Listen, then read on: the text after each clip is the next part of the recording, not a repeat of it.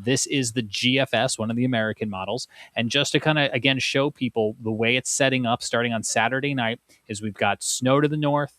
We got sleet and freezing rain in between, and then maybe some rain to the south and closer to the coast.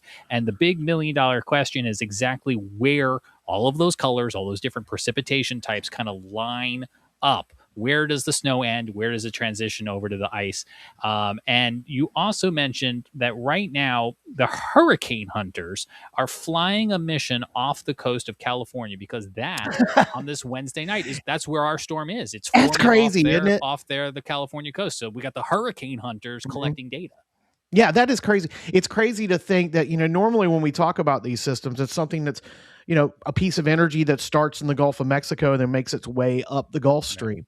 This is a piece of energy that here on Wednesday night at 10 o'clock Eastern time is sitting out off California, a couple of 100 miles off California.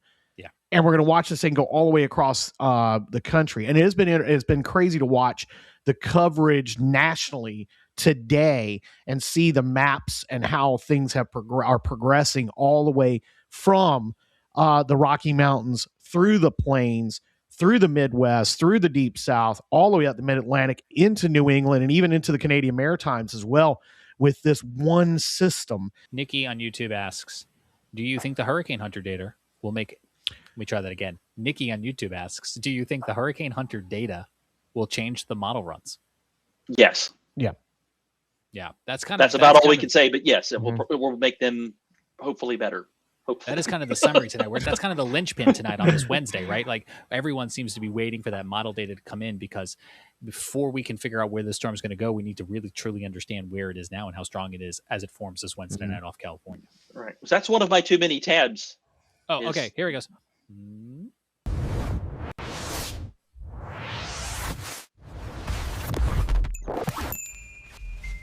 All right, we're going to squeeze in a few tabs here from Frank's screen. I don't have a screen share from you just yet, but I do have a New Year's resolution. Oh, that's right. I had to show before Frank has a chance to do his tabs because I kept cutting him off last year, and we're not going to do that here in 2026. So what do you got here on the screen for us, Frank? Okay, well, there's Brad's post about the hurricane hunters flying around out there, showing the route that they're taking through that storm. That's from a while back when it was centered more west of the California or the San Francisco Bay Area.